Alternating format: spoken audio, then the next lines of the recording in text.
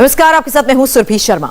योगी आदित्यनाथ ने अभी काशी की सारी तैयारियां देख ली हैं और काशी में योगी ने हर उस जगह का मुआयना किया है जहां 2 दिन बाद प्रधानमंत्री नरेंद्र मोदी जाने वाले हैं। मोदी का काशी पहुंचना यानी यूपी चुनाव का शंखनाद हो जाना। मोदी की पब्लिक मीटिंग के लिए बीजेपी ने बड़ी तैयारी की है। यूपी में सबसे ज्यादा चर्चा इस बात की है कि क्या मोदी के विरोधियों ने अभी से हौसला खो दिया है, क्योंकि ना तो मायावती मैदान में आ रही हैं और ना ही अखिलेश यादव बाहर निकल रहे हैं। प्रियंका दिख तो रही हैं, लेकिन उनके पीछे संगठन गायब है। यूपी में किस पार्टी का क्या है प्लान, किस नेता की क्या है तैयारी, पूरी रिपोर्ट यहां है।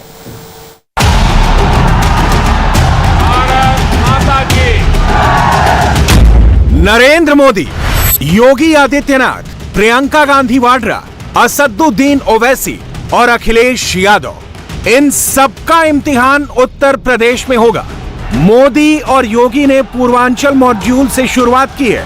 इसके पीछे आइडिया यह है कि पूर्वांचल में भगवा लहराएगा तो पूरे उत्तर प्रदेश पर छा जाएगा। कांग्रेस के पंजे में पंच लाने के लिए प्रियंका गांधी वाड्रा महिला मॉड्यूल पर चल रही हैं।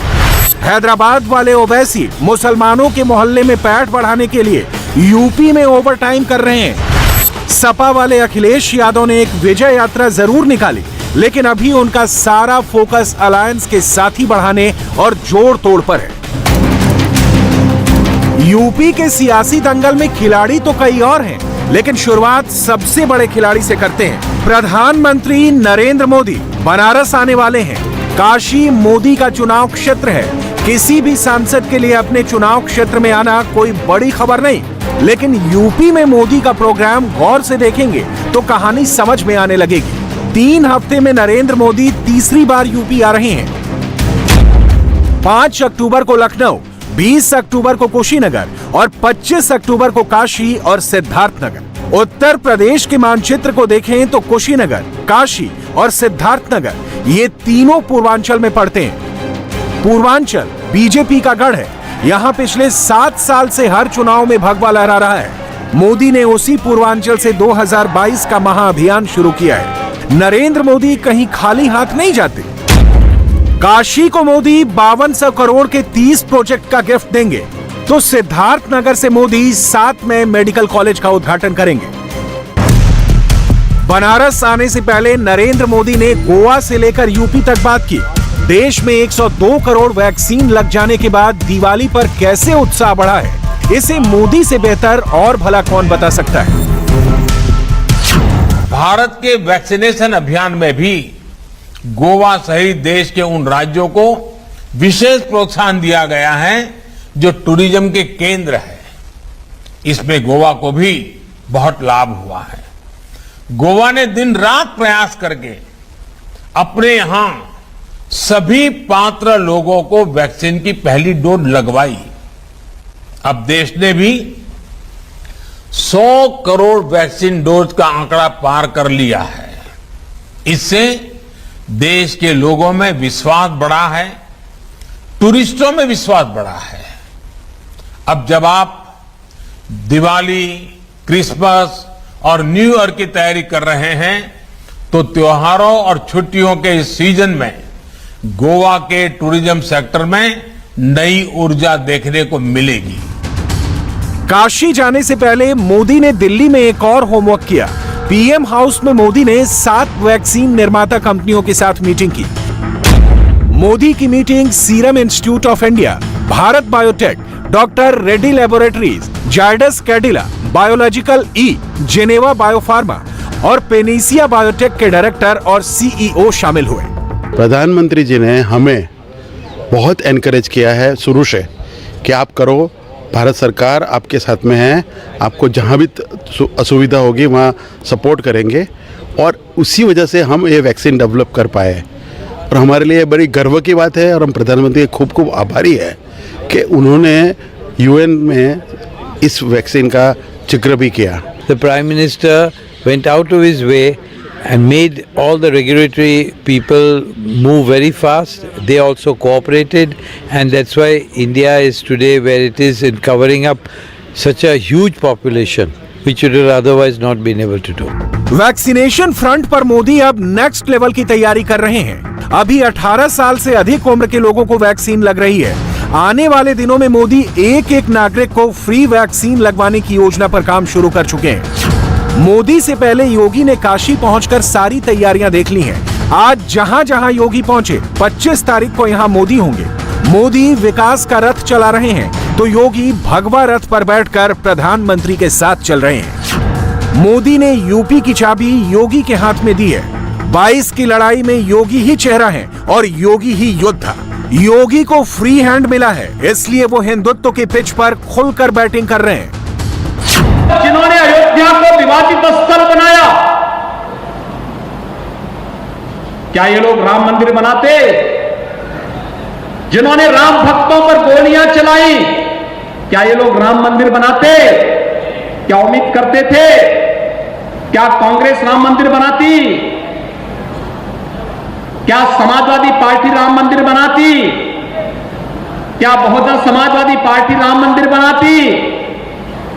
राम मंदिर किसने बना? कौन बना रहा है? कौन बना रहा है?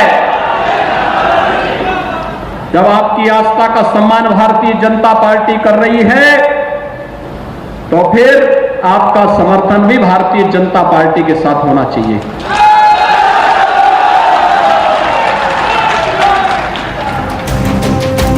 हार्ड हिंदुत्व के साथ लॉ एंड ऑर्डर योगी की यूएसपी है। माफिया पर बुलडोजर चलवाने से योगी की जो इमेज बनी है उसे वो सियासी दंगल में लेकर आए हैं। पेशेवर अपराधी और गुंडों को बहुत स्पष्ट संदेश है कि अगर गरीब के जमीन पर संपत्ति पर कब्जा करोगे, व्यापारियों की संपत्ति को हड़पोगे, जबरन कहीं सार्वजनिक स्थान पर कब्जा करने का प्रयास करोगे, तो ये संपत्ति तो सरकारी है या गरीब की संपत्ति तो गरीब को मिल ही जाएगी, लेकिन खानदान की भी कोई संपत्ति होगी तो उससे भी गंवाना पड़ेगा और जबरन दादागिरी दिखाने का प्रयास करोगे तो बुलडोजर भी अपना तैयार रहता है। फिर योगी ने सुल्तानपुर में मेडिकल कॉलेज का शिलान्यास किया।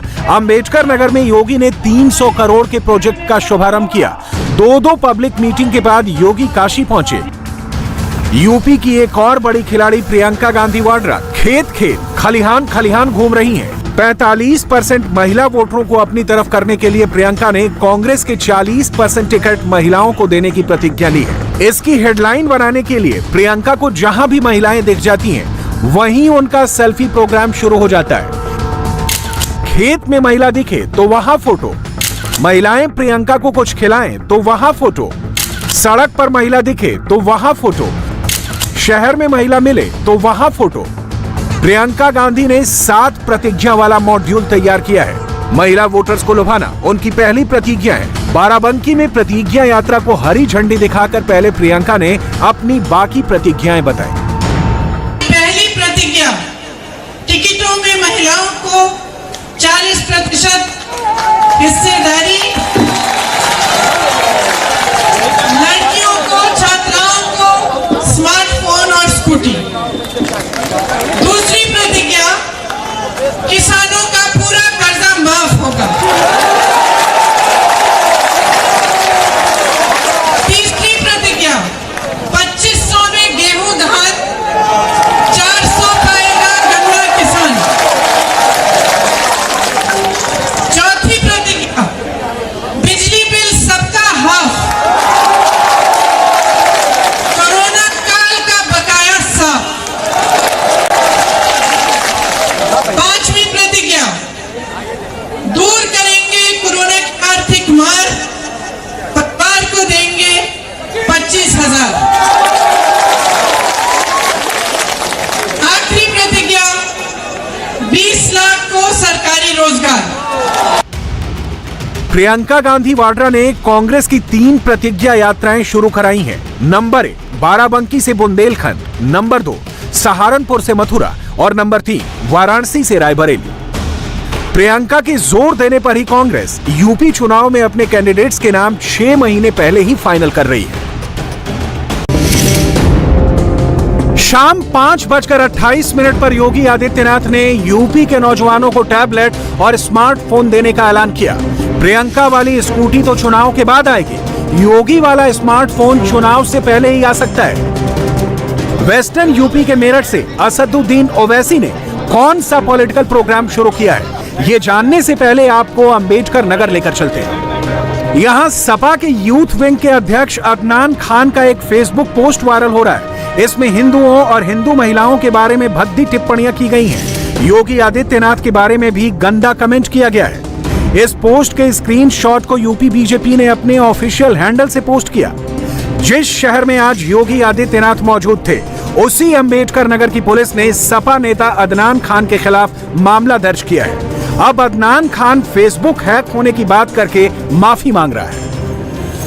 समाजवादी पार्टी नफरत फैलाने वाले ऐसे नेताओं के बारे में चुप्पी साध लेती है। अखिलेश यादव, अदनान खान जैसे नेताओं के खिलाफ कोई एक्शन नहीं लेते, जिससे योगी आदित्यनाथ को मौका मिलता है। पहले भारत के अंदर 2004 से 2014 तक जिस प्रकार की सरकारें थी, उनका एक ही उद्देश्य होता था, जैसे भी हो भारत की आस्था पर प्रहार करना, जैसे भी हो भारत के विकास को बाधित करना। और फिर यही क्रम उनका आगे बढ़ता गया और एक समय तो ऐसा आ गया था 2009 के बाद, जब हर दिन एक नया घोटाला कांग्रेस नेतृत्व की केंद्र की सरकार का देश के सामने आता था और पूरा देश हैरान और परेशान होता था। विकास की योजनाओं का लाभ न देश को मिलता था, न प्रदेश को मिलता था, न गांव को मिलता था, न गरीब को मिलता था, न किसान को मिलता था, न नौजवान को मिलता था, न महिलाओं को मिलता था। विकास की इन योजनाओं को परिवार तक सीमित करके रख दिया था। एक परिवार दिल्ली में, एक परिवार लखनऊ में बैठ करके गरीब के पैसे को हड़पने का कार्य करता था और जनता कोई भूख से मरती थी, कोई सुविधा के अभाव में मरती थी। सुल्तानपुर से 700 किलोमीटर और अंबेडकर नगर से 800 किलोमीटर दूर मेरठ में असदुद्दीन ओवैसी एक्टिव हुए। 2 महीने पहले यहां AIMIM के पार्षद जुबैर अंसारी की हत्या कर दी गई थी।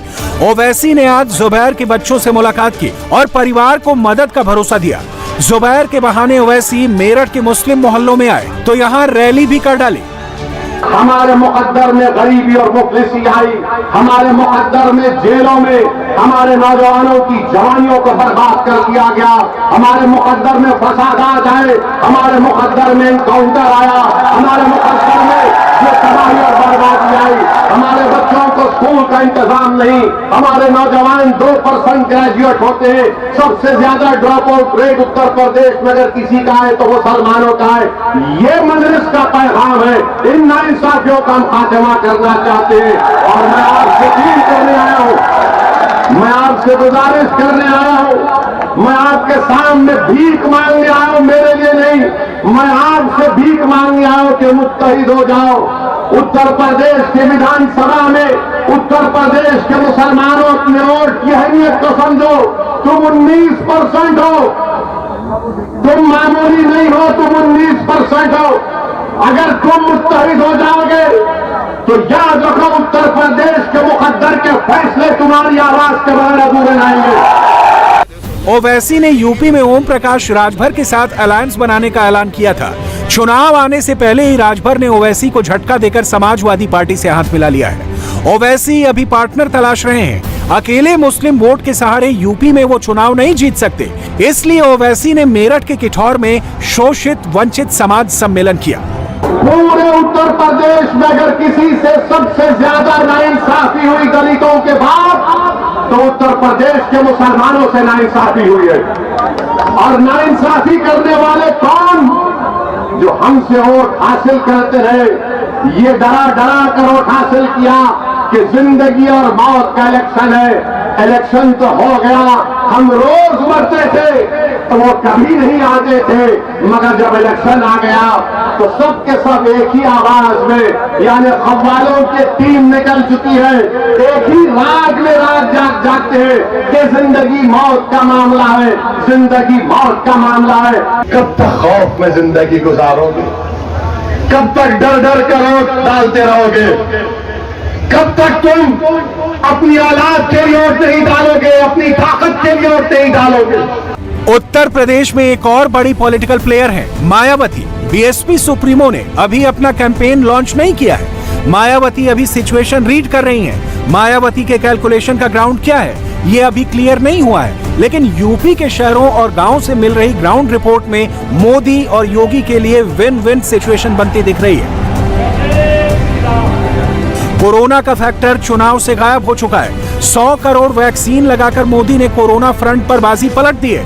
इसलिए ना तो अखिलेश यादव कोरोना का जिक्र करते हैं, ना ही प्रियंका गांधी कभी कोरोना का नाम लेती हैं। शहरों में कहीं कहीं महंगाई जरूर मुद्दा है, लेकिन करोड़ों गरीबों को राशन और किसानों को डायरेक्ट बेनिफिट देकर मोदी ने एडवांटेज ले लिया है। मोदी जब बनारस पहुंचेंगे तो क्या बोलेंगे, इसका अनुमान लगाने का फायदा नहीं, क्योंकि मोदी अनुमानों पर नहीं चलते। प्रधानमंत्री के दिमाग में काशी को लेकर क्या चल रहा है, ये जानने के लिए 25 तक इंतजार करना होगा।